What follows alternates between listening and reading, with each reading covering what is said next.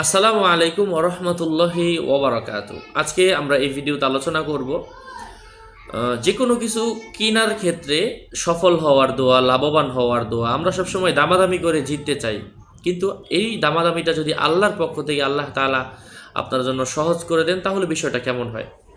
তো এই বিষয়ে আমি একটা হাদিস আপনাদের সাথে শেয়ার করছি। সুনানে তিরমিজি হাদিস নম্বর 3429 এবং ইবনে মাজাহ মেশকাত শরীফের 2431।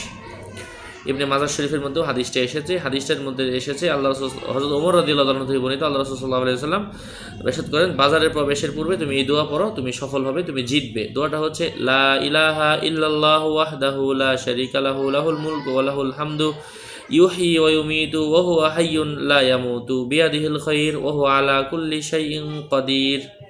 আল্লাহ তাআলা আমাদেরকে আমলের তৌফিক দান করেন। আরও আপডেট পেতে আমাদের সাথেই থাকবেন। যারা মুখস্থ করতে না পারেন, আমার ভিডিওটা প্রত্যেকবার বাজারে যাওয়ার আগে একবার করে দেখবেন।